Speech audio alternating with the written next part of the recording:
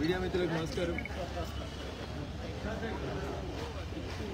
ఈరోజు గాంధీ జయంతి సందర్భంగా భారత ప్రభుత్వం నరేంద్ర మోడీ గారి నాయకత్వంలో గత వారం రోజులుగా దేశవ్యాప్తంగా జరుగుతున్నటువంటి సేవా కార్యక్రమాల్లో భాగంగా ఈరోజు సంగారెడ్డి పట్టణ లోపల సేవా కార్యక్రమం లోపల పాల్గొనడం జరిగింది.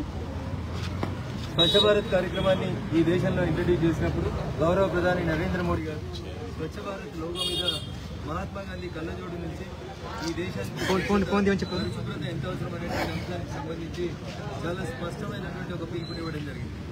మోడీ గారు పిలిపించినటువంటి గత 11 సంవత్సరాలుగా ఈ దేశవ్యాప్తంగా స్వచ్ఛ భారత్కు సంబంధించినటువంటి అంశాల్లో ప్రజల భాగస్వామ్యం పెరిగింది. దేశవ్యాప్తంగా ఉన్నటువంటి చెత్తను తొలగించేటువంటి కార్యక్రమాన్ని కొనసాగిస్తూ ఉన్నాం. అట్లే కొంతమంది రాజకీయ నాయకుల బుర్రల్లో ఉన్న చెత్తను, రాజకీయ పార్టీల్లో ఉన్న చెత్తను కూడా తొలగించే కార్యక్రమాన్ని గత 11 సంవత్సరాలుగా నరేంద్ర మోడీ గారి నాయకత్వంలో దేశవ్యాప్తంగా కొనసాగిస్తూ ఉన్నాం.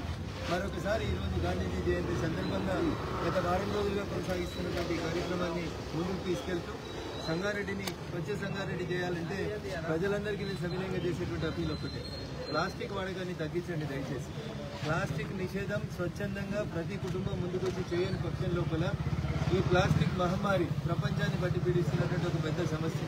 సంగారెడ్డిలో ఇప్పుడు మేము ఎక్కడ చూసినా ఏ వీధికి పోయి చూసినా కానీ ఎక్కడికక్కడ ప్లాస్టిక్ పేపర్లు తప్పితే ఇంకొకటి కనబడుతుంది. అందుకని దయచేసి ప్రజల జీవితంలో అనునిత్యం విషంగా పరిణమించినటువంటి ప్లాస్టిక్కి దయచేసి దూరంగా ఉండాలని మా మహిళా సోదరి మనందరికీ కూడా సవినయంగా అప్పీల్ చేస్తూ ఉన్నాం.